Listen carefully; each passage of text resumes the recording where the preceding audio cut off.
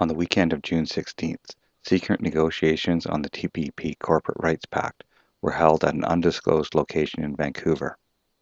After the media in Peru revealed the existence of the meetings at the last minute, US and Canadian groups held a teach-in and used high-powered projectors to shine some light on the TPP. My name's Arthur Stamoulis. I'm with Citizens Trade Campaign, and I'm here in Vancouver because trade negotiators from throughout the Pacific Rim are meeting in Vancouver this weekend to negotiate the investment chapter of the Trans-Pacific Partnership.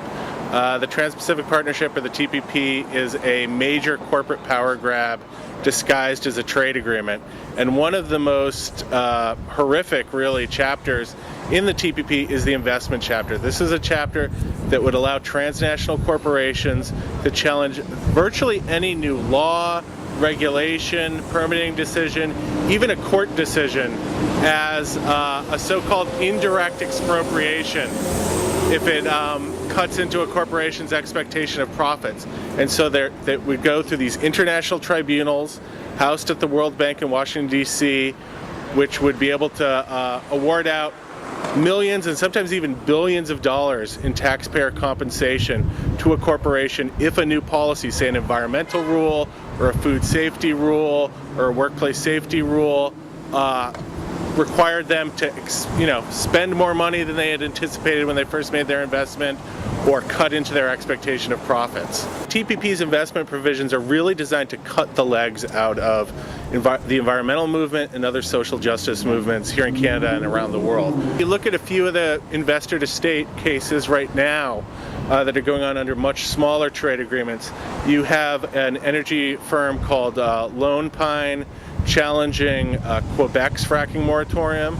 You've got a company right behind us here, Pacific Rim Mining, based in Vancouver, which is challenging El Salvador's decision not to grant it a gold mining permit for an operation in El Salvador.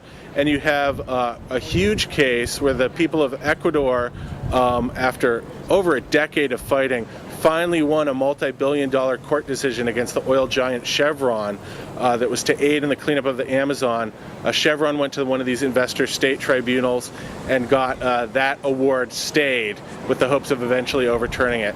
So for the environmental movement, for people working for climate justice, this is an issue that people need to be aware of.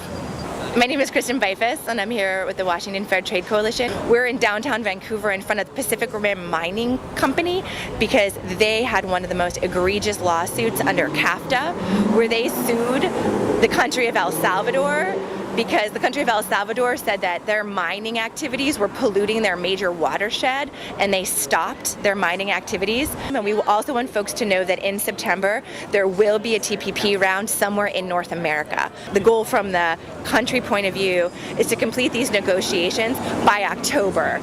And so that's why we're on a very short time frame. We need to get the word out.